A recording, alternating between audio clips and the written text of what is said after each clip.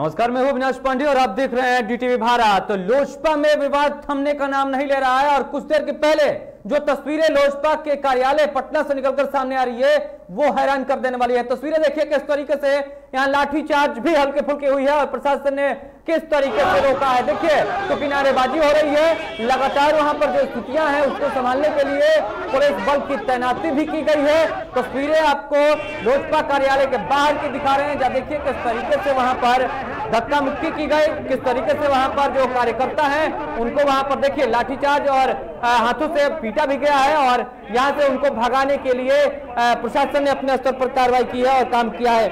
आपको बता दें कि जिस तरीके से स्थितियां हैं और इन स्थितियों को देखते हुए लगातार ये कहा जा रहा था कि हंगामा होगा, हंगामे की खबरें भी निकलकर सामने आ रही है। देखिए किस तरीके से चिराग पासवान के ये समर्थक हैं और चिराग पासवान के जो समर्थक हैं उनका इस तरीके से वहां पर प्रदर्शन देखने को मिलता रहा है।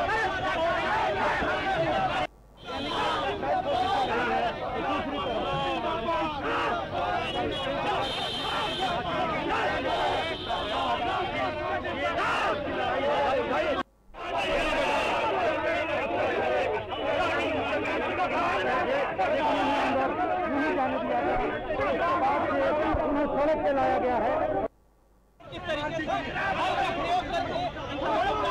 बीजेपी कार्यालय के बाहर की तस्वीरें दिखा रहे हैं, जहां कुछ देर पहले पुलिस बल ने जहां के जो कार्यकर्ता हैं जो चिराग पासवान के समर्थक हैं उनको वहां से हटाया है, क्योंकि लगातार यहां पर हंगामे की भी खबरें निकलकर सामने आ रही थी। ये खबर थी, पुलिस प्रशासन को भी ये पता था कि यहां पर विरोध होगा, क्योंकि जिस तरीके से पशुपतिनाथ पारस के जो समर्थक हैं और उनके खिलाफ जो चिराग पासवान के समर्थक है, कल भी हमने देखा था किस तरीके से उनके अंदर विरोध के वो सुर नजर आ रहे थे और आज वो विरोध देखने को भी मिला। सीधे तौर पर बाहुबली का एक सीन यहाँ पर दिखा रहे हैं समर्थक और उस जो पोस्टर है देखिए किस तरीके से पीछे से जो चाकू मारने का ये एक साफ तौर पर दिखा रहे हैं कि किस तरीके से क्या कुछ हुआ। हालांकि लगातार डीटीवी भारत आपको यहाँ की खबरें दिखा रहा है, लगातार हम आप तक प्रमुखता से खबरें दिखा रहे हैं, लगातार जिस तरीके से घटनाक्रम बदल रहे हैं, एलजेपी को लेकर जिस तरीके से स्थितियां बन रही हैं, उस पर जो समस्याएं उत्पन्न हो रही थी, जिन समस्याओं पर लगातार बातचीत की जा रही थी,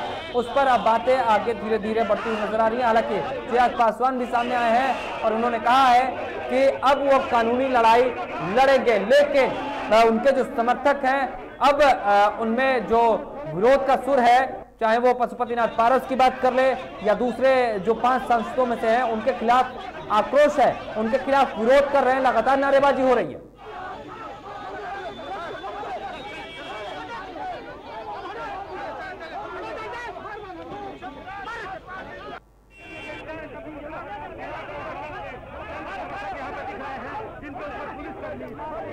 तो चिराग पासवान के समर्थन में उनके कार्यकर्ता, उनके जो समर्थक हैं, वो जो स्थितियां हैं वहां पर लगातार इस तरीके से हंगामा और ट्रैफिक जाम की समस्या चल रहे हैं। हालांकि अभी तक जो है वो पशुपतिनाथ पारस जो है उनकी भी प्रेस कॉन्फ्रेंस की खबर निकलकर सामने आ रही है, वो क्या कुछ कहते हैं, किस तरीके से अपनी बातें रखते हैं, ये भी देखना बड़ा दिलचस्प होगा। हालांकि खबरें निकलकर लगातार सामने आ रही है कि मुख्यमंत्री नीतीश कुमार से भी मुलाकात कर सकते हैं और हम चाहेंगे कि हमारे संपादक से हम बातचीत करें, उनसे थोड़ी सी समझने की कोशिश करें कि आखिर जो स्थितियां हैं, जो परिस्थितियां हैं और जिस तरीके से लगातार अब हंगामा भी हो रहा है, यहां तक कि पुलिस प्रशासन को अपने जो बल है उसका प्रयोग करना पड़ रहा है यहां से हटाने के लिए। बड़ा सवाल यह उठता है कि क्या वाकई में इसके पीछे जदयू है, क्या जदयू की ये साजिश है, क्या इसके पीछे बिहार में किसी और तरीके की राजनीतिक खिचड़ी पक रही है। हम हमारे संपादक से जुड़ेंगे, उनसे जानेंगे कि क्या परिस्थिति है, जो ये राजनीतिक हालात बदल रहे हैं बिहार में, ये संकेत क्या दे रहे हैं। क्या बिहार में सत्ता परिवर्तित होगी, क्या बिहार में पार्टी का जो विलय है वो हो सकता है, लोजपा किस तरीके से अपना अस्तित्व बताएगी। ये तमाम सवाल उठ रहे हैं और ये तमाम सवाल आपके भी जहन में उठ रहे हैं। हमारे साथ हमारे संपादक राजेश जुड़े हुए हैं। राजेश, जिस तरीके से स्थितियां हैं और इस स्थितियों को देखकर, परिस्थितियों को देखकर आपका एक लंबा अनुभव रहा है, बिहार की राजनीति को आप बेहद करीब से जानते हैं, बेहद नजदीकी आप इसको देखते हैं, लगातार आपने रिपोर्टिंग की है। क्या लगता है वाकई में जेडीयू का ही हाथ है? क्योंकि चिराग पासवान ने साफ तौर पर नाम लेते हुए कहा कि जेडीयू की यह मंशा है।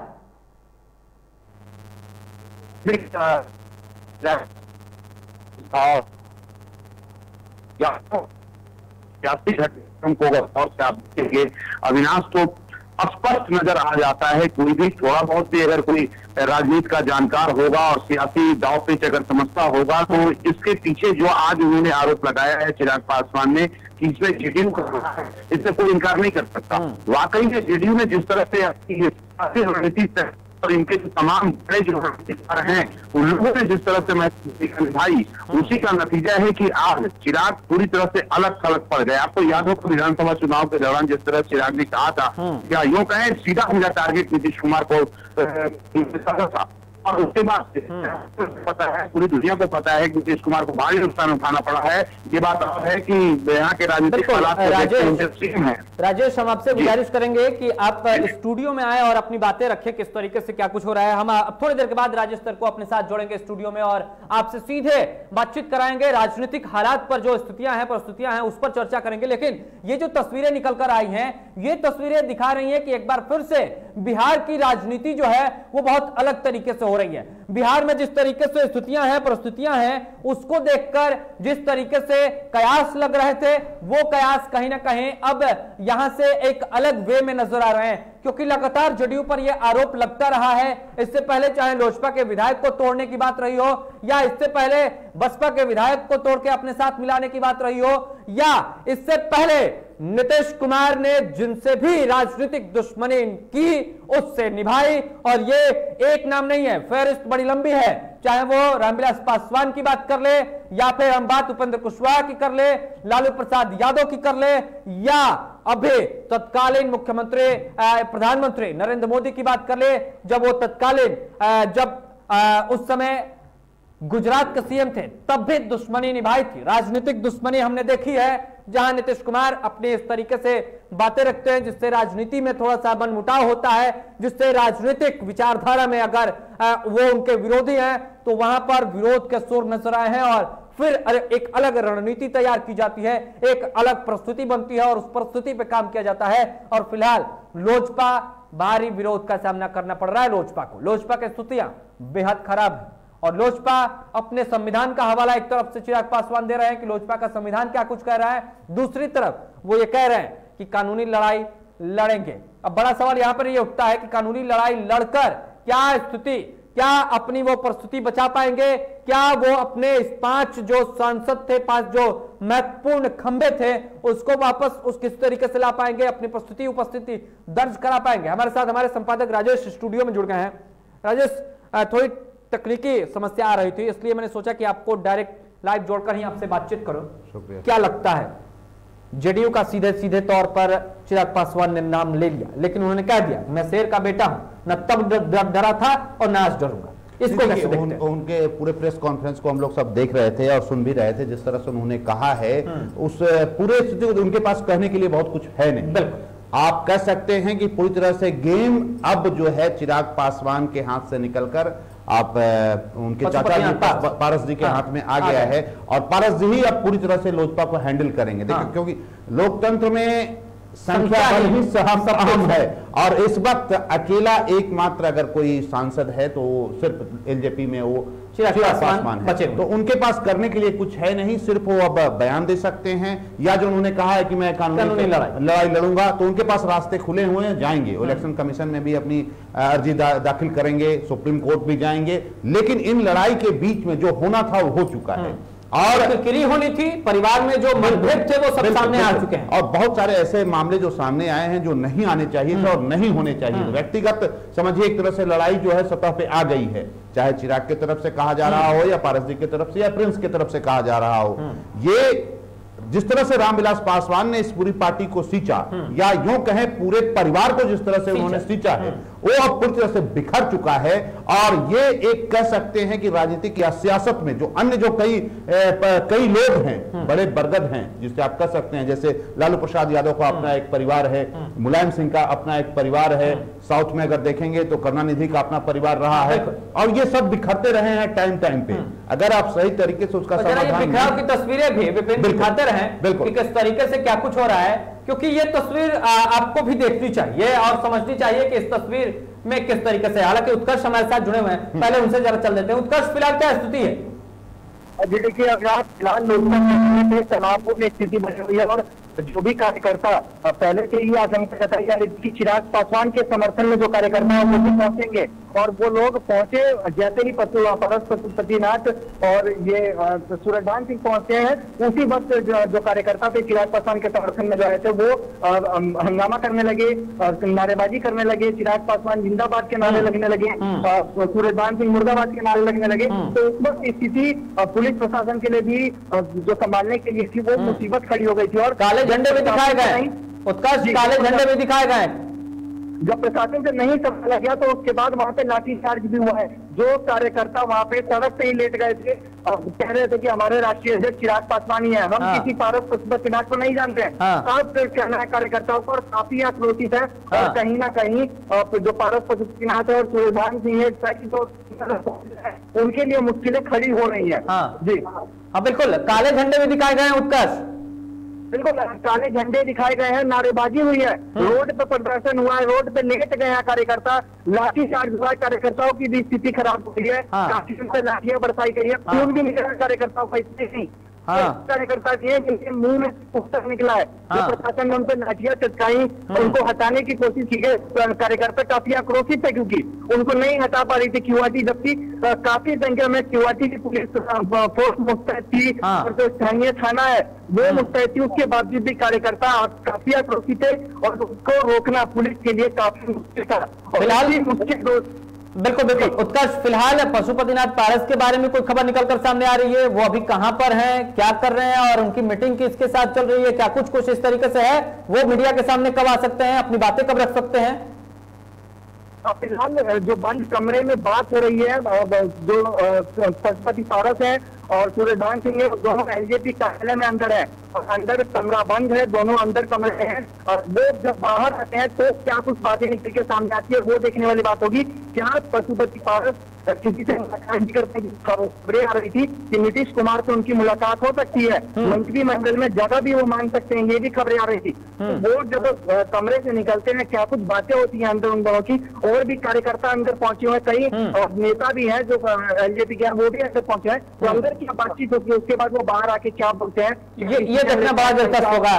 फिलहाल उत्कर्ष आप बने रहे खबर पर, लेकिन फिलहाल के लिए बहुत बहुत धन्यवाद। लेकिन आप खबर पर बने रहे, हम आपसे फिर से अपडेट लेंगे। मंत्रिमंडल में जगह, बिहार में तो मंत्रिमंडल में जगह मिल नहीं सकती है, कोई सदस्य तो रहा नहीं, मतलब केंद्रीय मंत्रिमंडल और जो विस्तार की बातें निकलकर सामने आ रही है उसमें कहीं ना कहीं पशुपतिनाथ पारस की नजर है क्या, कि जेडीयू के साथ मिलकर एक जेडीयू जो 16 सीटों पर यहां पर जीत हासिल की है, अगर 5 सीट मिलते हैं तो बिहार में भाजपा से बड़ा दल होंगे, और क्या इसके तहत फिर दबाव बनाएंगे मोदी कैबिनेट में जाने के लिए? और 1 या 2 मंत्री जैसे पहले जब हमने देखा, जब शपथ लिया गया, जेडीयू ने उसमें अपनी हिस्सेदारी को छोड़ दिया कि नहीं हम ऐसे ही आपके साथ रहेंगे, हमें मंत्री पद नहीं चाहिए, क्या अब वहां पर थोड़ा दबाव बन सकता है? क्या अगर इस तरीके से मिल सकते हैं और बातें हो सकती हैं? देखिए, ये नीतीश कुमार या जेडीयू की एक बड़ी बढ़त है, और ये नीतीश कुमार ने साबित कर दिया कि वाकई में बिहार की सियासत में अभी सबसे बड़ा अगर कोई पॉलिटिशियन है, या जैसे उन्हें कहा जाता है कि बिहार की सियासत का चाणक्य, तो उन्होंने ये साबित किया है। और देखिए, लगातार ये पहला वाकया नहीं है, इससे पहले भी आपने देखा उपेंद्र कुशवाहा से जो उनका 36 का आंकड़ा था, एक बार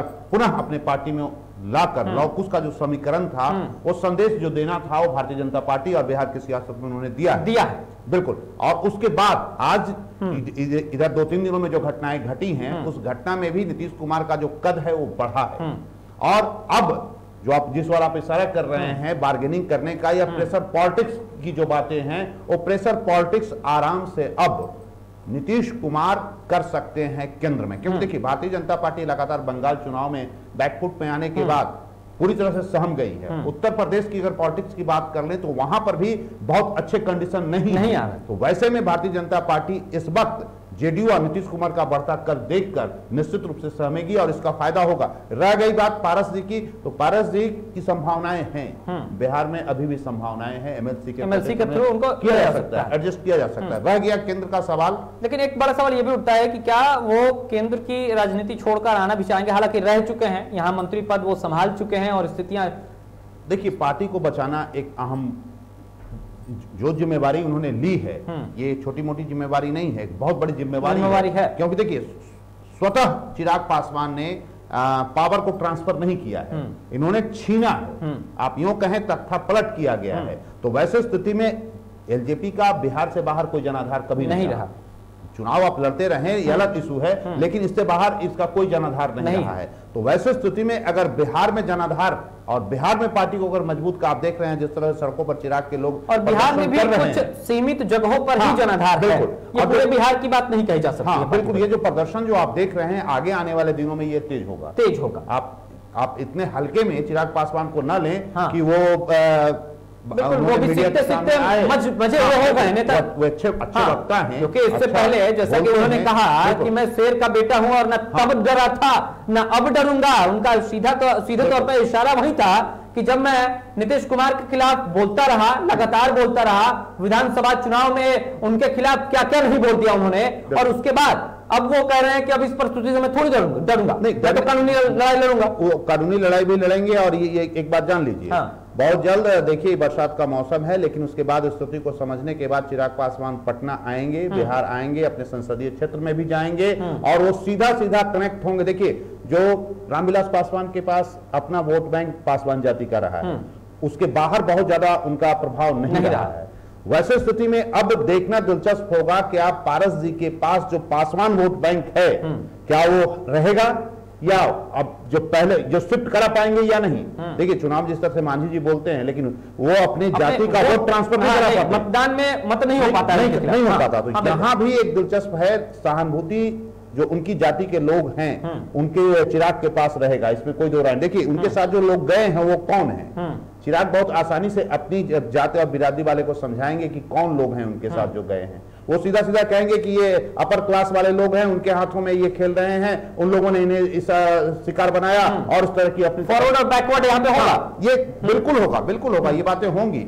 और वैसे स्थिति में चिराग भी बहुत आराम से बैठने वाले नहीं है। कम से कम उनका जो वोट बैंक है उस वोट बैंक को एक बार फिर सहेजने की कोशिश करेंगे चिराग। देखिए जो विरासत रामविलास पासवान जी ने छोड़ी है अपने पुत्र के लिए या एलजेपी के लिए जो दी थी, ये कहीं ना कहीं चिराग पासवान को मंथन करने की जरूरत है कि आखिर लोगों ने उनसे किनारा क्यों कर लिया।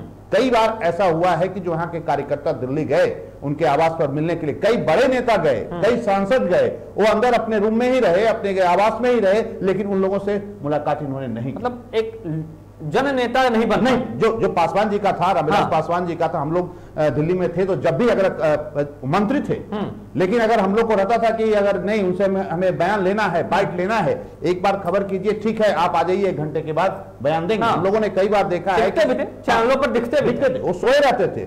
अगर उनके कान में बात चली गई, और उनका एक बड़ा अच्छा सिस्टम था, उनके जो भी पीए लोग रहते थे, एक बार आप सूचना दीजिए, बस तुरंत उधर से मैसेज आएगा, ठीक है आधे घंटे के बाद आइए। कई बार ऐसा भी रहा है कि वो जो फॉर्मल ड्रेस जो रहा है, आदमी सो रहा होता है, आदमी ऊपर से अपना कुर्ता उतार और चले आए, और उन्होंने बाइट दिया। कई बार उन्होंने कहा कि भाई आप बाइट ले रहे हो, देखो हम तो अभी लुंगी पे हैं या फिर बिल्कुल ट्राउजर पे है, इसका ध्यान रखना। लेकिन वो जिस तरह का माहौल उन्होंने दिया, चिराग उसको संभाल नहीं पाए। और यही यहाँ पर बहुत बड़ी गलती हुई चिराग पासवान। देखिए चिराग पासवान जो उनके आसपास जो हरियाणा और पंजाब के जो लोग हैं, उत्तर प्रदेश के कुछ लोग हैं, नाम लेना ठीक नहीं होगा, उनके जो हाई क्लास, काफी मतलब एलिट क्लास जिसको आप कह सकते हैं, एलिट क्लास जो पॉलिटिक्स होती है उसमें वो फंस गए और यहां पर नुकसान आज हुआ है। मतलब बिहार की जनता को वो समझ नहीं पाए। ये मैं इसलिए कह रहा हूं क्योंकि अगर वो समझे रहते तो शायद ये दिन देखना नहीं पड़ता और बिहार विधानसभा चुनाव में उनकी ये परिस्थिति नहीं होती। एकमात्र विधायक, और वो भी कहते रहे राजकुमार सिंह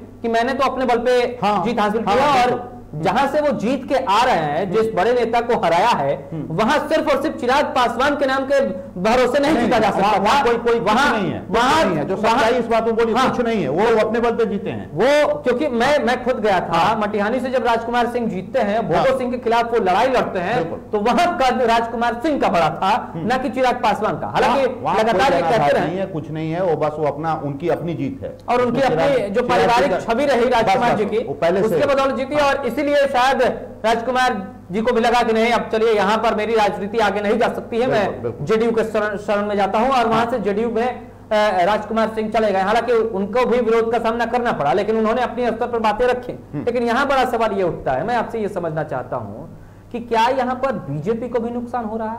देखिए एक चीज बता दें, अभी कुछ बीजेपी के कई नेताओं से हमारी जब बात हुई तो वो बहुत खुश थे, लेकिन ये खुशी बहुत दिनों तक नहीं रहने वाली। इनके लिए ये जो टूट हुई है, पावर जो ट्रांसफर हुआ है, एलजेपी या आप यूं कह लें कि चिराग से निकलकर अब पारस जी के हाथ में आ गई है, बीजेपी के लिए यहां बहुत बड़ा नुकसान है। देखिए, बीजेपी की यहां लड़ाई सीधा सीधा नीतीश जी से है। वो सरकार जरूर बीजेपी उनके साथ चला रही है लड़ाई, लेकिन उनकी सीधी लड़ाई नीतीश जी से है और लालू जी से है, क्योंकि यही दो पार्टियां हैं जो सरकार बनाने में रोड़ा है बीजेपी की। नहीं तो अकेले यूपी की तरह यहां भी सरकार बनती है। तो नीतीश जी को आप देखिएगा विधानसभा चुनाव के दौरान, ऐसा नहीं चिराग पासवान ने जब लोगों को खड़ा किया तो उससे बीजेपी को कहीं भी नुकसान हुआ है। सिर्फ आप ये नहीं कह सकते कि जेडीयू को नुकसान हुआ, बीजेपी को भी नुकसान हुआ है। उपेंद्र कुशवाहा ने जब खड़ा किया अपने लोगों को तो उससे बीजेपी को भी नुकसान हुआ है। वोटें तो कटी, लेकिन यहां पर जो सबसे बड़ा नुकसान आगे आने वाले दिनों में जो देखिए, चिराग पासवान के जरिए बीजेपी नीतीश कुमार पर नकेल कसने का काम करती रही। पिछले विधानसभा चुनाव में आपने देखा, और मतलब कंधे पे बंदूक, दूसरे के कंधे बंदूक और निशाना। अब तो कंधा भी नहीं रहा, अब तो कंधा इतना कमजोर हो गया, कहां नहीं हो सकता। अब कहां निशाना लगाएंगे? कैसे भी है नीतीश जी को आप डायरेक्ट आपका कोई लीडर बोल नहीं सकता। अगर बोलेगा, अभी कुछ दिन पहले ही जब बयान आया पांडे ने बोला, कार्रवाई हो गई, करनी पड़ी। तो अब बीजेपी के पास उस तरह के कोई लोग नहीं हैं जो दिल्ली से ये आवाज उठाएं और बोले पूरी गंभीरता से और ताकत से बोले कि नीतीश जी आपके राज्य में कानून व्यवस्था गड़बड़ है, आपके यहाँ जो शराब जो है होम डिलीवरी हो रही है, लड़कियां सुरक्षित नहीं है। तो उस तरह का लीडर कोई नहीं रहा। तो वैसे स्थिति में बीजेपी को नुकसान है, अभी उसे समझ में नहीं आ रहा है, लेकिन आगे आने वाले दिनों में यह नुकसान होगा। अच्छा, एक सवाल ये मेरा उठता है राजेश कि एक तो नीतीश कुमार एक बड़े राजनेता हैं और उनके नाम के साथ साथ कुछ विवाद भी जुड़े रहते हैं और अक्सर विवादों में रहते हैं। हालांकि वो कहते हैं कि हाँ, आप मेरे बारे में क्या खबर चलाते हैं या क्या छापते हैं, मुझे उससे मतलब नहीं होता है। लेकिन उनकी जो पृष्ठभूमि रही है, जैसे वो आते हैं और जिस स्तर पर उन्होंने राजनीति की है, उन्होंने राजनीतिक दुश्मनी भी बड़ी शिद्दत के साथ निभाई। चाहे वो तत्कालीन मुख्यमंत्री गुजरात के नरेंद्र मोदी जी रहे हों, उसके बाद चाहे रामविलास पासवान जी की बात कर लें, लालू प्रसाद यादव की बात कर लें, उपेंद्र कुशवाहा की बात कर लें, या ऐसे कई और नेताओं के नाम है जिससे उन्होंने अपनी राजनीतिक दुश्मनी बहुत अच्छे तरीके से निभाई है। और जब उनको मौका मिला है, इन लोगों को तोड़ा है और ऐसा तोड़ा है कि फिर ये उठ खड़े नहीं हो पाए। देखिए, नीतीश जी के बारे में जो उनके जो बहुत करीबी लोग हैं, देखिए आज वो अगर कंटिन्यू बने हुए हैं, चाहे वो लालू जी के साथ रहकर मुख्यमंत्री रहें या फिर भारतीय जनता पार्टी के साथ मिलकर मुख्यमंत्री रहें, उसके पीछे भी एक बड़ा रहस्य है। वो उनके जो साथ रहने वाले लोग हैं, देखिए नीतीश कुमार तभी तक किसी के साथ होते हैं जब तक उन्हें लगता है कि अब इसके सहारे हम जिस मुकाम पे हैं उस मुकाम पे बरकरार रख सकते हैं या रह पाए। जिस वक्त उनको लग जाता है कि नहीं, अब ये हमारे काम का नहीं है, वो तुरंत पाला बदलते हैं। जहां तक दगा देने की बात है, जॉर्ज फर्नांडिस साहब उदाहरण है, बड़ा नाम है, कहने की जरूरत नहीं है। पूरे हिंदुस्तान के जो पॉलिटिशियन है या आम लोगों को पता है कि जॉर्ज फर्नांडिस साहब के साथ क्या हुआ, जॉर्ज कितने कद्दावर नेता थे, ये बताने की भी जरूरत नहीं है। उनका क्या हाल हुआ, कैसे उन्होंने नीतीश जी ने उन्हें दरकिनार किया। एक नाम और होगा दिग्विजय सिंह, जो बाका श्रेय सिंह के जो पिता थे, कैसे उन्हें साइड कर लिया गया, वही काफी कद्दावर नेता। शरद यादव कैसे थे। तो कई ऐसे नाम हैं। तो नीतीश जी उसी वक्त तक अपने साथ किसी को रखते हैं जब तक फायदा, जैसे ही फायदा उन्हें लगता है कि अब तो मेरा काम हो गया, साइड लाइन करते हैं। तो यहां पर भी यही करते रहे हैं और यही कर करके आज तक वो कंटिन्यू सीएम बने हुए हैं। लेकिन इस बार की जो स्थितियां बन रही हैं, हालांकि जो पारस जी के नेतृत्व में तमाम लोग, देखिए बैंड पार्टी का भी यहाँ पर नजारा देखिए, भव्य स्वागत हो रहा है। देखिए कैसे परिस्थितियां बदलती हैं, पल भर में सब कुछ बदल गया। जहां पर चिराग के पोस्टर लगा करते थे, हम लोगों ने लाइव में दिखाया भी कैसे उसी पोस्टर पे, हालांकि अभी भी बैकड्रॉप में चिराग दिख रहे हैं, धीरे धीरे ही सही वो भी हटा दिए जाएंगे, क्योंकि हटाने के लिए पूरी प्रक्रिया यहाँ पर शुरू हो चुकी है। बाहरी पोस्टर भी शायद हटा दिया गया है, बाहर वाला अंदर वाला धीरे धीरे हट जाएगा, क्योंकि वहां पर कल काली पोत दी गई थी और उसके बाद से वहां से हटा दिया गया। और ये स्थिति है, जरा ये नए वाले पोस्टर दिखाते रहिए और ये हंगामा भी दिखाते रहिए। एक सवाल राजेश मेरा आपसे ये होगा, बिहार ने देखा है जहां आरएलएसपी यानी कि उपेंद्र कुशवाहा की जो पार्टी थी, उसके भी 3 सांसद हुए, तीनों सांसद में से पोस्ट मिला, केंद्रीय मंत्री बने उपेंद्र कुशवाहा, और उसके बाद पार्टी में बिखराव हुआ। अरुण कुमार अलग हुए अलग होने के बाद पार्टी पर दावा ठोका गया और कानूनी कार्रवाई हुई वगैरह वगैरह सब कुछ हुई, लेकिन आरएलएसपी वो ले नहीं पाए, उनको अपनी दूसरा दल बनाना पड़ा और दूसरे दल के साथ फिर वो चुनाव और वगैरह वगैरह। यहां पर मैं आपसे ये समझ रहा हूं कि जो लोग अलग हुए हैं और जिनको पार्टी से निष्कासित कर दिया है चिराग पासवान ने राष्ट्रीय अध्यक्ष के नाते, क्या ये लोग एलजेपी को ले पाएंगे, क्या इनको मिल पाएगी? देखिए, ये आपका बहुत महत्वपूर्ण सवाल है। आप जब ये सवाल कर रहे थे तो मेरे जहन में स्वर्गीय इंदिरा गांधी की पॉलिटिक्स घूमने लगी। इसलिए मैं आपसे, क्योंकि आपका एक लंबा करियर रहा है, आपका लंबा अनुभव रहा है, इसलिए मैं चाहता हूं कि दर्शक जरा समझे कि आखिर हो क्या सकता है। ये सवाल जो आपका है बहुत बड़ा सवाल है और आगे आने वाले दिनों में आप देखिएगा आपका ये सवाल जो है लोग ये फिर उठाएंगे। जो तमाम राजनीतिक विशेषज्ञ हैं ये सवाल आएगा। ये जो अभी पारस जी के साथ जो लोग हैं ये कितने दिन तक इनके साथ रहेंगे इसकी क्या गारंटी? आगे आने वाले दिनों में आप लिख लीजिए। जिस तरह से आपको याद होगा इंदिरा जी ने पहले समर्थन दिया, फिर समर्थन वापस लिया, सरकारें गिरी, फिर वापस आई इंदिरा जी। यहां भी यही होगा। अभी जो पारस जी के साथ जो लोग हैं आप लिख लीजिए, बहुत दिनों तक ये दोस्ती नहीं चलने वाली है। फिर उसके बाद अकेले पारस जी होंगे, बाकी लोग कहीं और होंगे। मतलब दगाबाजी अगर चिराग पासवान के साथ हो सकती है तो पशुपतिनाथ पारस के साथ भी हो सकती है। पारस जी का उतना बड़ा जनाधार नहीं है, कहीं नहीं है। अभी भी जो पासवान जाति का जो वोट बैंक है वो रामविलास पासवान को जानता है। बिल्कुल, और कहीं ना कहीं ये सहानुभूति चिराग के साथ जाए। तो वैसे स्थिति में पारस जी का बहुत बड़ा कोई जनाधार नहीं है। तो ये जो अन्य जो सांसद उनके साथ हैं, सिर्फ प्रिंस जो उनके पारिवारिक उनके चाचा लगते हैं, भतीजा है, प्रिंस के अलावे उनके साथ कोई रहने वाला नहीं है। शायद प्रिंस भी नहीं रहे, हो सकता है, कुछ भी संभव है। जब युवा है पहली बार ऐसा हो सकता है तो कुछ भी संभव हो सकता है सुबह का भूला शाम को घर वापस आ जाए। प्रिंस को पता है कि आगे अगर मुझे राजनीति में अपना पांव जमाए रखना है तो उन्हें कोई ना कोई रास्ता अपनाना होगा। या तो बीजेपी की तरफ जाएं, या जेडीयू के साथ हाथ मिलाएं, या लालू जी के साथ जाएं, उनको बदलना होगा। क्योंकि तो वापस चिराग के पास, हाँ, दूसरा कोई विकल्प नहीं है। कहां जाएंगे? दूसरा कोई विकल्प नहीं है। और ये बहुत दिनों तक ये जो अभी खुशियां जो एलजेपी कार्यालय में जो बैंड बाजे बज रहे हैं, ये बहुत दिनों तक नहीं बजने वाला है। ये बदलेगी तस्वीर सर। ये क्षणिक अभी दिख रहा है आपको। देखिए, जब अति महत्वाकांक्षी होना अच्छी बात है, लेकिन अति महत्वाकांक्षी होना यह खतरनाक है। तो जिस स्तर पर अभी पारस जी ने जो लड़ाई लड़ी है, जो लोग इनके साथ हैं बैक में, वो कितने दिन तक इनके साथ होंगे ये देखना दिलचस्प होगा। और आगे आने वाले दिनों में बहुत जल्द आप देखिएगा एक बार फिर जिस एलजेपी की आज हम खबर दिखा रहे हैं वो एलजेपी फिर अलग होगा, फिर टूटेगा। और आगे आने वाले दिनों में जो ये पासवान जी की जो विरासत जो उन्होंने बड़ी मेहनत के साथ यहाँ खड़ा किया था, पासवान जी को कोई मतलब क्या कहते हैं विरासत में नहीं मिली थी, उन्होंने की थी। बिल्कुल, उन्होंने बनाया था। वो जमीन से उठे थे और उतने बड़े मुकाम बनाया था। और उन्होंने पशुपतिनाथ पारस को भी बनाया, पूरे परिवार को भी बनाया, या फिर चिराग को भी बनाया है, पूरे परिवार को बनाया है, उन्होंने बनाया है, एलजेपी को ही बनाया। बिल्कुल उनकी देन है। जरा प्रोड्यूसर से हम चाहेंगे वो बैंड दिखाई जरा वो दिखाइए कि किस तरीके से ये बड़ा। हाँ, ये बहुत जल्द अविनाश से बदलेगी। हाँ, आप लिख लीजिए, ये बैंड बाजे फिर यहाँ पे नहीं बजेंगे। और मुझे तो एक और बात लग रही है, हालांकि मेरा अनुभव उतना बड़ा नहीं है, लेकिन मुझे लगता है कि यही हो सकता है कि सुबह का भूला शाम को घर आ जाए तो उसे भूला नहीं करते। तब मुझे लगता है एक दो लोग टूट के वापस से चिराग के पास नहीं जाएंगे। आपको बता रहे हैं, चिराग के पास नहीं जाएंगे। देखिए, दो ऑफर दोनों तरफ से, दोनों सरकार की तरफ से, जेडीयू की तरफ से भी ऑफर है और ऑफर बीजेपी की तरफ से भी है। इस बात को जानिए, दोनों तरफ से ऑफर है। उनके जो लोग अलग हुए हैं उनके पास दोनों हाथ में लड्डू है। अब तय उनको करना है कि कहां जाना है और कहां नहीं जाना है।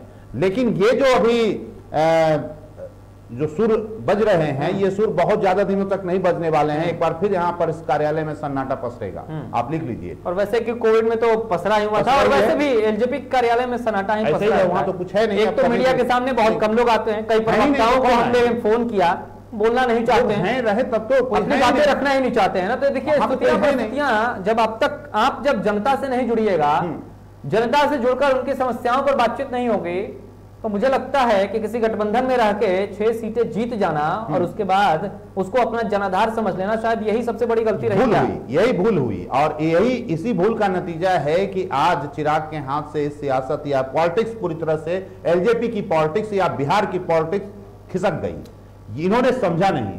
और ड्राइंग रूम पॉलिटिक्स जो होती है और जो ग्राउंड लेवल की पॉलिटिक्स होती है, दोनों में फर्क होता है। आप देखिएगा बिहार की जब सियासत की बात करते हैं तो अक्सर लालू जी पर लाख आरोप लगे, लेकिन उन्हें कहा जाता है कि नहीं, मास लीडर है या किंग मेकर है, किंग मेकर है। लेकिन नीतीश जी को लेकर किंग मेकर या मास लीडर नहीं, कहते नहीं, क्लास लीडर है, क्लास लीडर। हाँ, तो ये जो चिराग पासवान ने जो गलतियां की, वो ड्राइंग रूम में अपने 12 जनपद जो आवास है उनका, उस आवास में बैठकर जो पॉलिटिक्स करते रहे, उसका खामियाजा भुगतना पड़ा।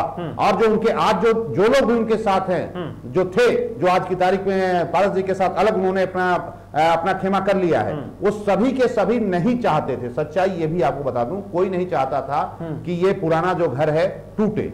लेकिन चिराग पासवान का जो रवैया, चिराग पासवान पूरी तरह से कुछ तथाकथित जो पॉलिटिशियन जो अपने आप को कहते हैं, उनके निर्देशानुसार वो अपना कार्य कर रहे थे।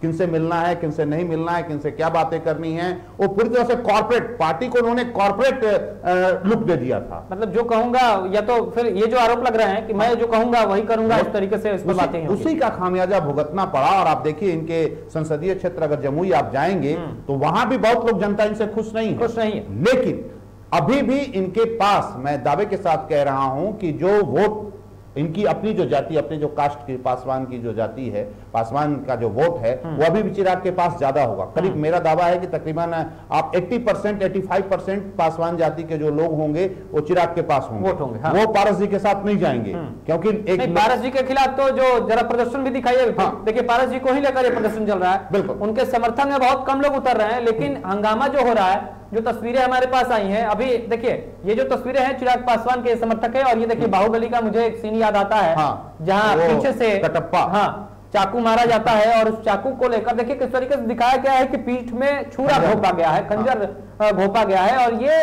अभी चिराग पासवान ने भी कहा कि मैं चाहता था कि घर की बातें घर में ही रहे और घर से ही सुलझ जाए, इसलिए मैं सामने नहीं आ रहा था। लेकिन अब सब चीज पब्लिक इस पर आ गया है, सब कुछ जो है वो सामने आ गया है, तो मुझे बोलना पड़ रहा है। और उन्होंने कहा है कि मैं शेर का बेटा हूं, तब नहीं डरा था तो अब क्या डरूंगा। लेकिन बड़ा सवाल यहां पर यही उठता है कि तब की स्थितियां अलग थी, अब की स्थितियां बिल्कुल अलग है, बिल्कुल अलग है। ये इन्होंने बहुत बड़ी गलती की। मैं आपको एक अभी बताया, कॉर्पोरेट नाम मैंने दिया, इन्होंने पार्टी को कॉर्पोरेट सिस्टम के अनुसार ये अपने आप को डील करने लगे। यहीं पर दिक्कतें होती, जब पार्टी और बिजनेस, कॉर्पोरेट जगह, दोनों दो विधा है। आपको अच्छे लोगों को मिलाकर चलना होगा। आप देखिए जब चिराग पासवान दिल्ली में हो या फिर पटना में आते होंगे, आप देखिएगा उनके इर्द गिर्द कौन लोग होते हैं, बिल्कुल, जिनका दूर दूर तक कोई ताल्लुकात आम पब्लिक से नहीं है। ये मैसेज इनके जो तमाम सांसद हैं या तमाम जो इनके नेता हैं उनके बीच में गया। कई बार कई ऐसे सांसद जो हैं इनके आवास दिल्ली पहुंचे, ये आवास में ही रहते थे, मुलाकात नहीं कर पाते थे। तो ये असंतोष धीरे धीरे बढ़ता चला गया, और इस असंतोष या इस चिंगारी को आप कह सकते हैं हवा देने का काम जेडीयू ने भी किया। बीजेपी भी पीछे से कम नहीं है, बीजेपी ने भी हवा दिया। आप देखिएगा लगातार जब विधानसभा चुनाव के दौरान जब चिराग बोल रहे थे, और उसके बाद भारतीय जनता पार्टी को बार बार कहा जा रहा था नीतीश खेमे की तरफ से कि आप उन पर लगाम लगाइए, आप उन पर रोकिए, और खुद चिराग ने कहा कि मैं तो हनुमान हूं, मैं तो मोदी जी के साथ हूं, लेकिन नीतीश जी मुझे पसंद नहीं है, नीतीश जी सीएम नहीं होंगे या नीतीश जी की पार्टी एनडीए का हिस्सा नहीं। बिल्कुल उन्होंने कहा, ये लगातार वो कह रहे थे। उसके बावजूद इस बात को, जो आप कह सकते हैं सियासत को, उन्होंने नहीं समझा कि कौन सी किस तरह की स्थिति। देखिए एक चीज बता दी, यहाँ पे जो पासवान वोट बैंक है उस पर निगाह नीतीश जी की भी है, उस पर निगाह भारतीय जनता पार्टी की भी है, उस पर निगाह लालू जी की भी है। एक चीज और यहाँ पे गौर कीजिए, नीतीश जी की एक और बड़ी जीत हुई है, इसको जरा इस तरह से समझिए। अभी कुछ दिन पहले आप देख रहे होंगे साहनी साहब और ये मांझी जी बार बार बिहार सरकार में नीतीश जी पर हमला कर रहे थे। अब आज से हमला करना वो बंद कर देंगे, क्योंकि पता चला कि दोनों विधायक है, दोनों टूट गए और उनसे बड़ा चेहरा बड़े लोग बड़े चंक में आ गए हैं। तो अब मांझी जी को पता है कि मैं अगर बहुत ज्यादा उछल कूद करूंगा तो आपको उछल कूद करने से कोई फर्क पड़ने वाला नहीं, मेरे पास कुछ रह नहीं जाएगा, दो विधायक हैं तो वो चले जाएंगे, मंत्री परिषद चला जाएगा। कई निशाने उन्होंने किए, एक तीर से किया है, हालांकि तीर तो उनका चुनाव चिन्ह भी है, तो वो लगातार इस तरह का निशाना साधते रहते हैं और इस बार बड़ा सटीक और बड़ा सटीक निशाना मारा है। और इसके साथ साथ जो प्रस्तुतियां हैं, इन प्रस्तुतियों को लेकर आगे किस तरीके से खबरें निकल कर आती हैं वो भी डीटीवी भारत आप तक पहुंचाता रहेगा। लगातार इस खबर पर हमारी नजर है, हमारे तमाम जो सहयोगी हैं फील्ड में उतरकर इस पर लगातार खबर को कवर करते रहे हैं। तो एक और बड़ी खबर का रुख कर लेंगे और जिस तरीके से स्थितियां हैं, और आपको बता दें कि बड़ी खबर जो आ रही है वो भी आपको बता दें कि पटना में लोजपा कार्यालय में पशुपतिनाथ पारस का विरोध हुआ है। तो बड़ी खबर आपको बता रहे हैं, जहां चिराग के समर्थकों ने काला झंडा दिखाया है। लगातार हम तस्वीरें आपको दिखा रहे हैं किस तरीके से जो समर्थक हैं उन्होंने कार्यालय के बाहर हंगामा किया। कार्यालय में बैठक के दौरान सभी नेता मौजूद थे और बाहर विरोध भी होता रहा। बैठक के बाद पशुपतिनाथ पारस ने एक बड़ी बात भी कही है। नहीं बन रहा है ना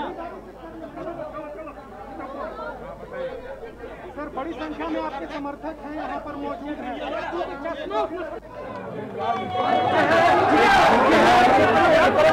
पांच सांसद एक साथ हैं, लोकसभा सचिवालय से पार्टी को मान्यता दिया गया और संसदीय दल का नेता मुझको घोषित किया गया। कल नेशनल कमेटी की बैठक हुई, सर्वसम्मति से जो प्रेजेंट में राष्ट्रीय अध्यक्ष थे उनको राष्ट्रीय अध्यक्ष पद से मुक्त कर दिया गया। हमारे संविधान में एक व्यक्ति एक पद है। कल राष्ट्रीय अध्यक्ष का चुनाव है, नेशनल स्कूटी के करवाने हैं। कल सुभाष सिंह जी के घर पर कंकड़बाग में चुनाव होगा, उसमें जो लोग राष्ट्रीय अध्यक्ष चुने जाएंगे वो सम्मान होगा। पार्टी में कोई विवाद नहीं है, पार्टी एक है और एक रहेगा। पार्लियामेंट ये वोट नहीं तय करेगा, जब लोकसभा का सचिवालय तय कर दिया। पार्लियामेंट्री वोट क्या होता है जी? क्या पार्लियामेंट्री वोट क्या होता है? राष्ट्रीय अध्यक्ष है ही नहीं तो कौन करेगा? राष्ट्रीय सुन लीजिए, लोक जनशक्ति पार्टी का जो संविधान है, तो संविधान में स्पष्ट है एक व्यक्ति एक पद। श्री चिराग पासवान जी राष्ट्रीय अध्यक्ष भी थे, संसदीय बोर्ड के अध्यक्ष भी थे और सदन के नेता भी थे। इसीलिए कल हम लोगों ने तय किया कि उनको राष्ट्रीय अध्यक्ष से मुक्त किया जाए और लोकसभा सचिवालय से नोटिफिकेशन हुआ है लोक जनशक्ति पार्टी के संसदीय दल के नेता पारित हो गए। संविधान आपको इजाजत नहीं देता, पार्टी का संविधान ही इजाजत देता, आपको जानकारी नहीं है। आप लोजपा का संविधान पढ़ के देखिए। आर्टिकल 19 में क्लॉज 5 का जिक्र किया उन्होंने, जिसमें लिखा हुआ है कि पार्लियामेंट्री बोर्ड या राष्ट्रीय अध्यक्ष तय करेगा। पार्लियामेंट्री बोर्ड और राष्ट्रीय अध्यक्ष नहीं तय करेगा। जब पार्टी में विवाद हुआ तो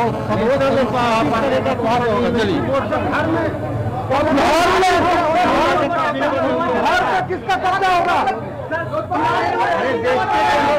बहुमत जिसके पक्ष में होगा उसका कब्जा होगा। क्या होगा चिराग पासवान का फिर? हम पार्टी भी बचावे और परिवार भी बचावेंगे। क्या बंगला में किसका कब्जा था? चिराग का कल भी पार्टी था, आज भी है, कल भी रहेगा। तो आपने सुना कि क्या कुछ कहा बड़े नेताओं ने। आपने सुना कि लोजपा के जो नेता हैं वो कह रहे हैं कि लोजपा के संविधान में क्या कुछ है और चिराग पासवान कह रहे हैं कि लोजपा के संविधान में क्या कुछ है। तो बड़ी खबर आपको बता रहे हैं, जहां सूरजभान सिंह ने कहा पार्टी भी बचाऊंगा और परिवार भी बचाऊंगा।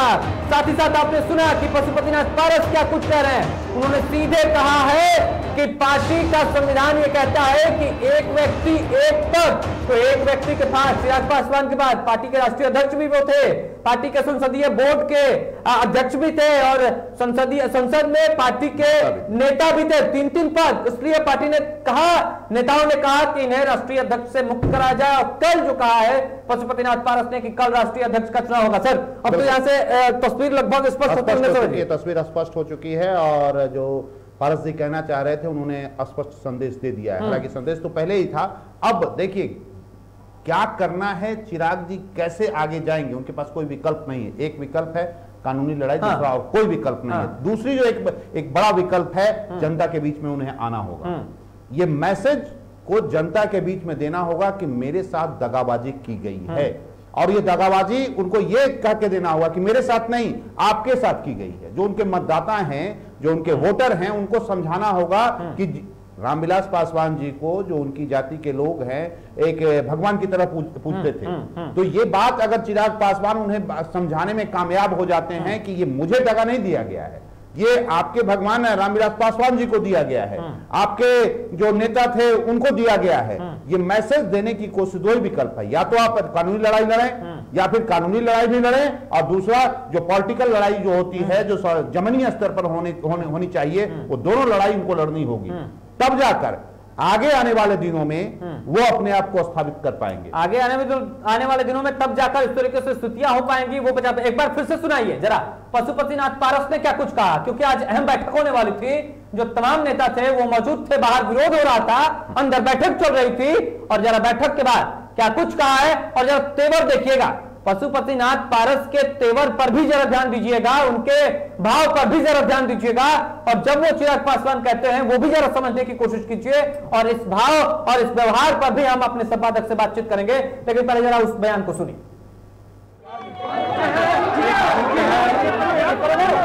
सांसद एक साथ है, लोकसभा सचिवालय से जनता पार्टी को मान्यता दिया गया और संसदीय दल का नेता मुझको घोषित किया गया।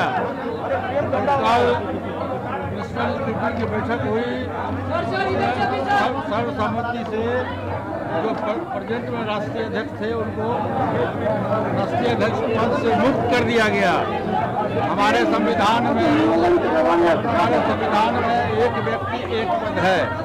कल राष्ट्रीय अध्यक्ष का चुनाव है, नेशनल स्कूटी के जो हमारे हैं, कल सूरजभान सिंह जी के घर पर कंकड़बाग में चुनाव होगा। उसमें जो लोग राष्ट्रीय अध्यक्ष चुने जाएंगे उनको सम्मान होगा। पार्टी में कोई विवाद नहीं है, पार्टी एक है और एक रहेगा। पार्लियामेंट्री वोट नहीं तय करेगा। जब लोकसभा का सचिवालय तय कर दिया था, पार्लियामेंट्री वोट क्या होता है जी? क्या पार्लियामेंट्री वोट क्या होता है? वोट या राष्ट्रीय अध्यक्ष तय करेगा?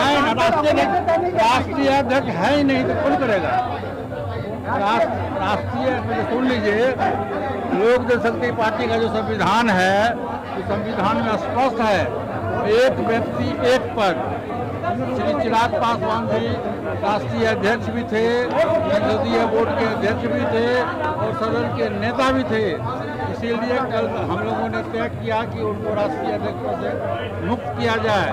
और लोकसभा सचिवालय से नोटिफिकेशन हुआ है, लोक जनशक्ति पार्टी के संसदीय दल के नेता पारित हो गए। संविधान आपको इजाजत नहीं देता, पार्टी का संविधान ही इजाजत देता। आपको जानकारी नहीं है, आप लोजपा का संविधान पढ़ के देखिए। आर्टिकल 19 में क्लाउज 5 का जिक्र किया उन्होंने, जिसमें लिखा हुआ है कि पार्लियामेंट्री वोट या राष्ट्रीय अध्यक्ष तय करेगा। पार्लियामेंट्री बोर्ड और राष्ट्रीय अध्यक्ष नहीं तय करेगा। जब पार्टी में विवाद हुआ तो चलिए किसका कब्जा होगा? बहुमत जिसके पक्ष में होगा उसका कब्जा होगा। क्या होगा चिराग पासवान का फिर? हम पार्टी भी बचावेंगे और परिवार भी बचावेंगे। क्या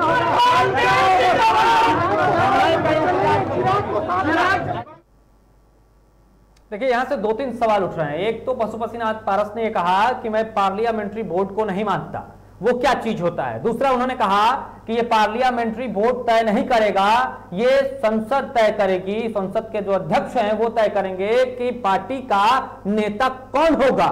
ये भी यहां पर बड़ा सवाल इस पर उठता है। साथ ही साथ अब जब सूरजभान सिंह ये कह रहे हैं कि मैं पार्टी भी बचाऊंगा और परिवार भी बचाऊंगा, तो इसका क्या मतलब होता है? ये कुछ गंभीर सवाल हैं, और इस सवाल का जवाब हम अपने संपादक से लेते हैं। हालांकि हमारे संपादक एलजेपी के प्रवक्ता तो नहीं है, लेकिन एक लंबा अनुभव आपका सही जवाब वही दे पाएंगे। सही जवाब तो वो नेता या फिर वहां के प्रवक्ता दे पाएंगे, या फिर पशुपतिनाथ पारस दे पाएंगे, या सूरजभान सिंह जी दे पाएंगे। लेकिन देखिए, जिसका अनुभव रहता है उस अनुभव के आधार पर हम सवाल करते हैं सर आपसे। स्थिति यह है कि एक तो क्या वाकई में पार्लियामेंट्री बोर्ड का कोई मतलब नहीं होता जैसा ये कह रहे हैं? ये तो गलत कह रहे हैं। नहीं, वो गलत कर रहे हैं, ऐसी बात नहीं है। और जो तिलमिलाहट दिख रही है उस तिलमिलाहट को जरा देखिए। वो जो तिलमिलाहट है और वो गुस्सा है, देखिए जब पत्रकार मन माफिक आप सवाल पूछें तब तो मजा, चेहरे पर मुस्कुराहट आती है। और जब हम लोग जब सवाल पूछते हैं, अगर लगता है कि नहीं ये हमारे पक्ष का नहीं है, तो वो देखिए उनकी तिलमिलाहट। तो अभी उनकी तिलमिलाहट वही है। देखिए अभी उन पर बहुत तरह का प्रेशर है। हाँ। एक तरफ प्रेशर है जो 4-5 जो उनके साथ सांसद है, वो वही बोलेंगे जो ये 5 सांसद बोल रहे हैं। वो अगर इधर उधर जरा सा भी बोलेंगे तो ये भी कहीं के नहीं रहेंगे। हाँ। कहाँ जाएंगे? और हालांकि बहुत बोलने वाले भी नेता में से पशुपतिनाथ पारस भी रहे हैं। ऐसे झल्लाते नहीं हैं। हाँ। ऐसे बोलते नहीं हैं, बड़ा मृदुभाषी हैं। और कभी विवाद में भी आप उनको नहीं देखते कि विवाद में रहते हैं, कभी आते ही नहीं है सामने नहीं। दरअसल पहले भी ये अजीब स्थिति बनी है। आप देखिए, आप उनके बारे में ये भी बता दूं कि रामविलास जी और ये पारस जी और एक रामचंद्र बाबू जो आज नहीं हैं, ये तीनों भाई में जो इतनी एकता और इतना प्रेम था, हिंदुस्तान की सियासत में एक मिसाल दी जाती थी। खैर वो अब बीते दिनों की बात है। अभी की जो वर्तमान स्थिति, इनकी जो तिलमिलाहट है, इनका ये कहना कि संसदीय बोर्ड का कोई महत्व नहीं है, नहीं, बहुत बड़ा महत्व है, बहुत बड़ी। और ये कहना कि नहीं संसद लोकसभा अध्यक्ष तय करेंगे, वो तय नहीं करते, पार्टी तय करती है। तो मतलब मैं जहां तक समझता हूं, हालांकि मेरा उतना बड़ा करियर नहीं है कि मैं, लेकिन मैं समझता हूं कि जब पार्टी की तरफ से नाम दिया जाता है उसी पर मुहर लगती है। वही करेंगे वो पार्टी। अगर भारतीय जनता पार्टी क्या करती है या जेडीयू क्या करती है, किनको नेता बनाएगी, किनको प्रेजेंट करेगी, ये लोकसभा स्पीकर का काम नहीं है, विधानसभा अध्यक्ष का काम नहीं है। काम है मुहर लगाना। अगर सब कुछ सही रहा भाई, जो आप पार्टी की तरफ से दिया गया है उसको आप देख लीजिए। देखने के बाद अगर लग रहा है कि नहीं संविधान प्रदत्त है तो उस पर मुहर लगाना, तो ये मामला है। लेकिन ये सीधे से खारिज कर देना कि संसदीय बोर्ड का कोई महत्व नहीं है, ऐसी बात नहीं है, उसका महत्व है। अभी की जो स्थिति है, वैसे स्थिति में आप पारस जी के पास जो मैं कह रहा था कि कई प्रेशर है। एक तो पारिवारिक प्रेशर है, दूसरा जो पॉलिटिकल प्रेशर है, प्रेशर जेडीयू का है, प्रेशर आपको बताते हैं भारतीय जनता पार्टी का प्रेशर है। इन्हें यह भी देखना है कि जो हमारे जो 5 सांसद हैं उन्हें कहां किस जगह रखें, शिफ्ट करें, क्योंकि बहुत दिनों तक इनको आप सिर्फ सांसद बनाकर नहीं रख सकते। अगर सांसद बनकर ही नहीं रहना होता तो वो उनके साथ होते, चिराग जी के साथ, क्योंकि आराम से चल रहा था। लेकिन महत्वाकांक्षा है, अति महत्वाकांक्षा है। वो महत्वाकांक्षा कैसे पूरा होगा? तो मंत्री बनना होगा, या किसी को किसी बोर्ड में डालना होगा, या सरकार के साथ कदम ताल करना होगा, इन तमाम सांसदों को करवाना होगा, तभी ये भी जो 5 हैं उनको ये बचा पाएंगे।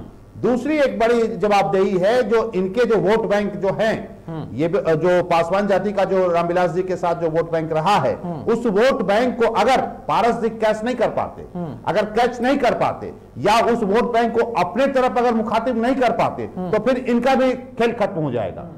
क्योंकि इनके साथ अन्य कास्ट का, यादव का वोट इनके पास नहीं है, इनके पास क्षत्रिय इनको वोट नहीं देने जा रहा है, ब्राह्मण इनको वोट नहीं करेगा, या अन्य कास्ट इनको वोट नहीं, एक दो जो उनके साथ जो लोग हैं वो इनके वजह से वोट नहीं करेंगे। अगर सूरज भान जी हैं, सूरज भान जी का जो चंदन है, या फिर वीणा देवी हैं, अन्य जो लोग हैं, ये लोग उनका अपना पर्सनल वोट बैंक है। तो इनके पास सबसे बड़ी जवाबदेही ये होगी कि जो रामविलास जी का जो जनाधार रहा है, जो अब तक चिराग पासवान के पास है, उस जनाधार को कैसे अपनी ओर ले जाएं, ये एक इनके पास बड़ी चुनौती होगी, और ये आसान काम नहीं होगा। साथ ही साथ पार्टी को कैसे बचाना है, कैसे स्टैंड करना है। देखिए आज के जमाने में जिस तरह से अब पहले का जमाना नहीं रहा कि आप मतलब आधी रोटी खाएंगे और पॉलिटिक्स कर लेंगे, वो जमाना खत्म हो गया। अच्छा, एक बार फिर से जरा सुनाते हैं वो बयान, और उसके बाद आपसे एक और सवाल करेंगे। जरा बयान सुनाइए विपिन, कि किस तरीके से चेहरे पर एक तो जो सिकन है, एक जो आपने कहा कि बहुत प्रेशर है, वो जरा प्रेशर फिर से एक बार दिखाइए, जरा फुल स्क्रीन पर दिखाइए किस तरीके से वो बोल रहे हैं, जरा सुनाइए। 5 सांसद एक साथ हैं, लोकसभा सचिवालय से जनता पार्टी को मान्यता दिया गया और संसदीय दल का नेता मुझको घोषित किया गया। कल नेशनल कमेटी की बैठक हुई, सर्वसम्मति से जो प्रेजेंट में राष्ट्रीय अध्यक्ष थे उनको राष्ट्रीय अध्यक्ष पद से मुक्त कर दिया गया। हमारे संविधान में एक व्यक्ति एक पद है। कल राष्ट्रीय अध्यक्ष का चुनाव है, नेशनल स्कूटी के जो निर्णय सामान्य है, कल सूरजभान सिंह जी के घर पर कंकड़बाग में चुनाव होगा। उसमें जो लोग राष्ट्रीय अध्यक्ष चुने जाएंगे उनको सम्मान होगा। पार्टी में कोई विवाद नहीं है, पार्टी एकजुट है और एकजुट रहेगा। पार्लियामेंट ये वोट नहीं तय करेगा। जब लोकसभा का सचिवालय तय कर दिया था पार्लियामेंट्री वोट क्या होता है जी? क्या पार्लियामेंट्री वोट क्या होता है? वोट या राष्ट्रीय अध्यक्ष तय करेगा? नहीं, राष्ट्रीय अध्यक्ष है ही नहीं तो कौन करेगा? राष्ट्रीय सुन लीजिए, लोक जनशक्ति पार्टी का जो संविधान है, तो संविधान में स्पष्ट है एक व्यक्ति एक पद। श्री चिराग पासवान जी राष्ट्रीय अध्यक्ष भी थे, संसदीय बोर्ड के अध्यक्ष भी थे और सदन के नेता भी थे। इसीलिए कल हम लोगों ने तय किया कि उनको राष्ट्रीय अध्यक्ष से मुक्त किया जाए। और लोकसभा सचिवालय से नोटिफिकेशन हुआ है कि लोक जनशक्ति पार्टी के संसदीय दल के नेता पारित हो गए। संविधान आपको इजाजत नहीं देता, पार्टी का संविधान ही इजाजत देता। आपको जानकारी नहीं है, आप लोजपा का संविधान पढ़ के देखिए। आर्टिकल 19 में क्लाउज 5 का जिक्र किया उन्होंने, जिसमें लिखा हुआ है कि पार्लियामेंट्री वोट या राष्ट्रीय अध्यक्ष तय करेगा। पार्लियामेंट्री बोर्ड और राष्ट्रीय अध्यक्ष नहीं तय करेगा। जब पार्टी में विवाद हुआ तो चलिए किसका कब्जा होगा? बहुमत जिसके पक्ष में होगा उसका कब्जा होगा। क्या होगा चिराग पासवान का फिर? हम पार्टी भी बचावे और परिवार भी बचावेंगे। क्या बंगला में किसका कब्जा था? क्या करते हैं? चिराग का कल भी पार्टी था, आज भी है, कल भी रहेगा। तो ये है, पार्टी भी बचाएंगे और घर भी बचाएंगे। और साथ ही साथ जिस तरीके से अभी पशुपतिनाथ पारस जी ने कहा कि पार्टी में जब विवाद हुआ तब इस तरीके से लिया गया। अभी तक कहते रहे कि पार्टी में विवाद नहीं है, पार्टी एकजुट है। चिराग पासवान से विवाद है, ये है। और यहाँ पर ये सूरजभान सिंह का कहना कि पार्टी भी बचाऊंगा और घर भी बचाऊंगा। घर कहाँ से बचेगा? नहीं, घर तो बचा ही, परिवार कैसे बचेगा? तो घर बचा ही नहीं। अब कहाँ घर है, न परिवार है। जो एक जमाना था कि जब चुनाव हुआ था और उसके बाद रामविलास जी चाबी लेकर घूम रहे थे, तो अब तो स्थिति है ही नहीं। इनका चुनाव चिन्ह है झोपड़ी, है ना। तो अब सच कहे कि झोपड़ी में चिराग से आग लगा, झोपड़ी जल गया। हालांकि हमारे साथ हमारे सहयोगी अभिषेक भी जुड़े हुए हैं। अभिषेक, आपको अगर मेरी आवाज मिल पा रही है तो एक बड़ा आरोप जो पशुपतिनाथ पर अब हमेशा लगता रहेगा वो ये होगा, पार्टी को हड़पने का, वो ये होगा कि रामविलास पासवान यानी कि आपके बड़े भाई ने पार्टी को सींचा, पार्टी को गढ़ा, पार्टी को तैयार किया, सब कुछ किया, और जब वो नहीं रहे तो आपने पार्टी हड़प। अभिषेक। बिल्कुल जी, बिल्कुल अविनाश, लेकिन इस आरोप की प्रासंगिकता तो तब होगी, ये आरोप तब प्रासंगिक होगा जब पशुपति कुमार पारस वाकई पार्टी को हड़पने में कामयाब हो जाते हैं। देखिए, 5 सांसदों को साथ ले आना और सदन में संसदीय दल का नेता बन जाना और किसी पार्टी को हड़प लेना, दोनों अलग अलग चीजें हैं। और दरअसल यही समझे जाने की जरूरत है। चिराग पासवान ने बहुत क्लियर कहा है कि पार्टी का संविधान हमको राष्ट्रीय अध्यक्ष पद पर बने रहने की इजाजत देता है और 2 ही सूरत में पार्टी का राष्ट्रीय अध्यक्ष बदला जा सकता है, जब निधन हो जाए या फिर पार्टी के मौजूदा राष्ट्रीय अध्यक्ष खुद ही दूसरे को राष्ट्रीय अध्यक्ष का प्रस्ताव करें और राष्ट्रीय अध्यक्ष मनोनीत करें और राष्ट्रीय अध्यक्ष के रूप में चुने। ये दोनों स्थितियां नहीं है, ये मामला कोर्ट जाने वाला है और कोर्ट में पशुपति कुमार पारस इस लड़ाई को जीत पाएंगे, चिराग पासवान इस लड़ाई को जीत पाएंगे, ये देखना बड़ा दिलचस्प होगा। तो संविधान जो है लोक जनशक्ति पार्टी का, वो फिलहाल चिराग पासवान के पक्ष में है। संविधान के रूप में एक बड़ा हथियार चिराग पासवान के पास है। तो ये कह देना कि हड़प लिया है पशुपति कुमार पारस ने लोक जनशक्ति पार्टी को, कोशिशें ऐसी जरूर हैं, ये दिखाने की कोशिश जरूर है कि अब पार्टी हमारी है, लेकिन ऐसा है नहीं। मौजूदा वक्त में कम से कम अभी रास्ते खुले हुए हैं चिराग पासवान के पास और कम से कम कोर्ट जाने का रास्ता तो खुला ही हुआ है।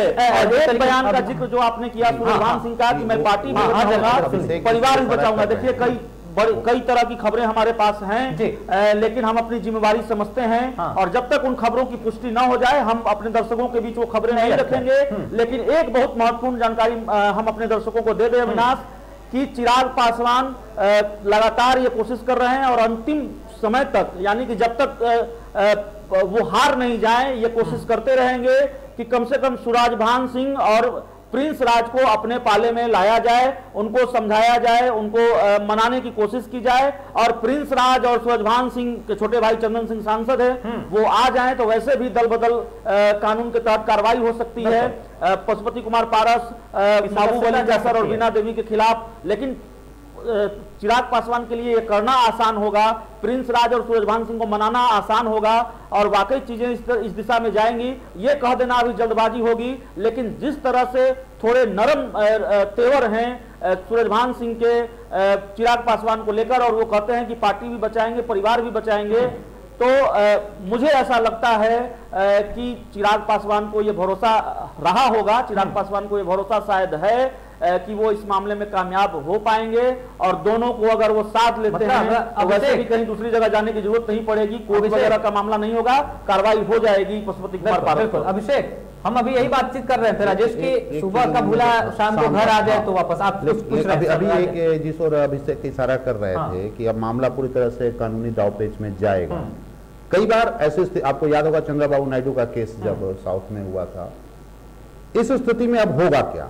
निश्चित रूप से चिराग जाएंगे कोर्ट, इलेक्शन कमीशन में गुहार लगाएंगे कि ये जो भी हुआ है गलत हुआ है। मैं पार्टी का अध्यक्ष हूं और हमारा पार्टी का जो संविधान है वो ये इजाजत नहीं देता कि कोई इस तरह का राष्ट्रीय अध्यक्ष को हटा दे।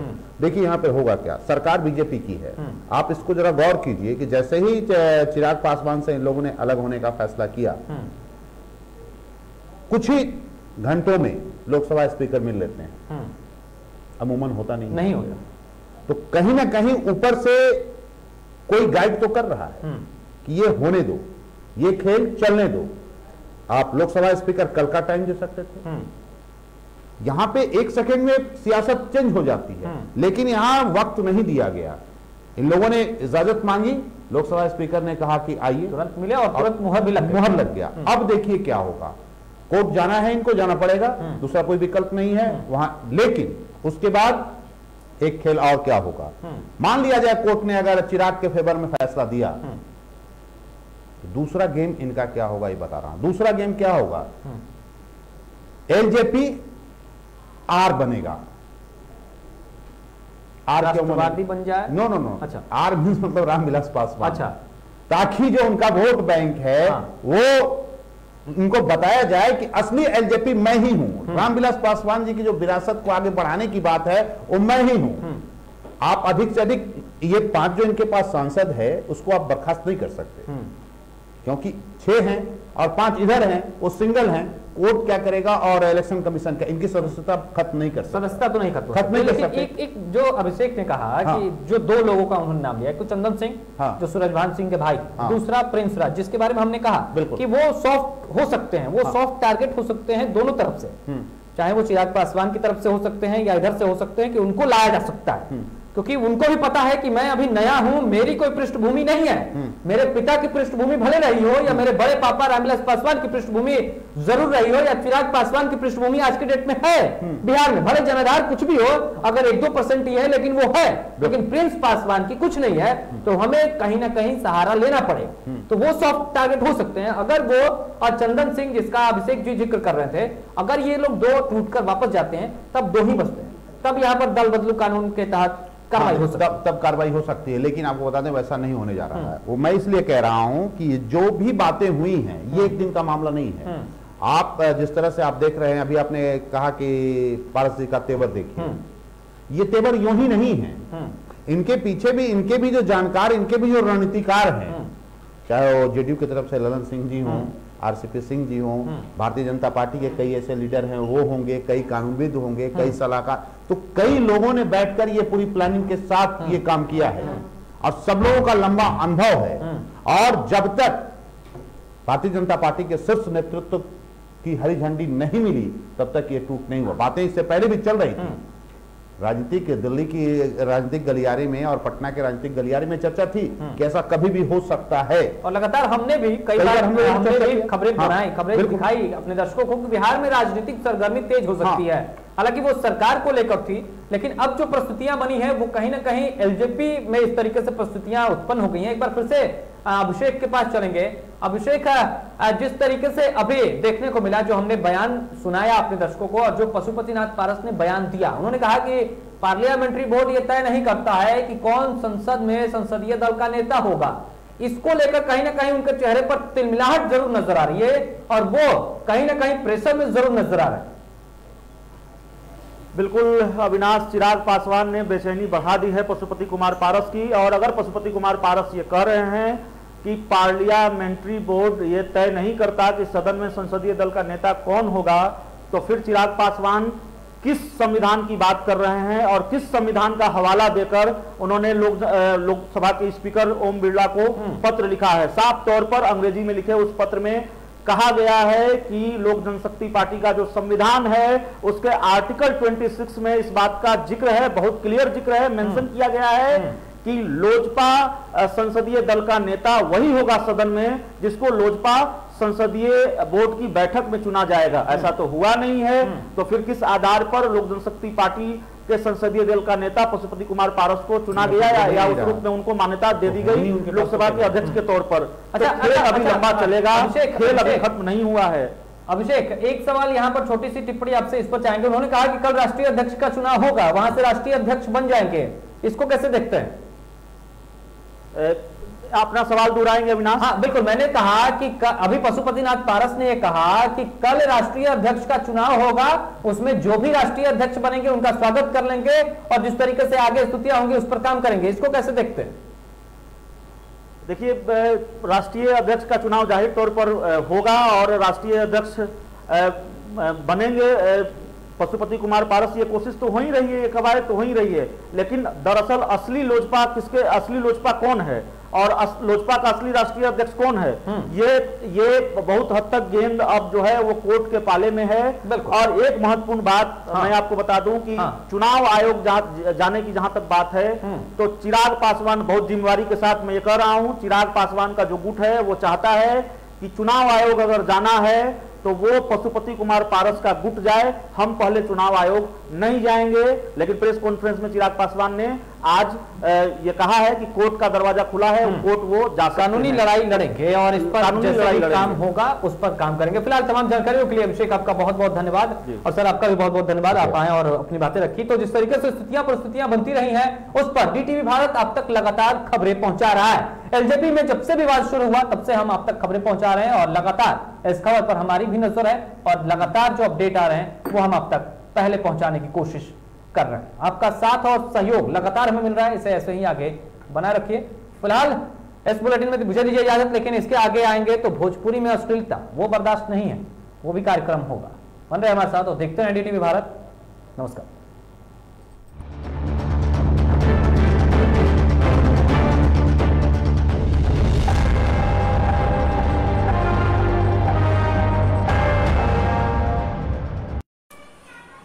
साथियों, मैं अपना कुछ अनुभव शेयर करना चाहता हूं।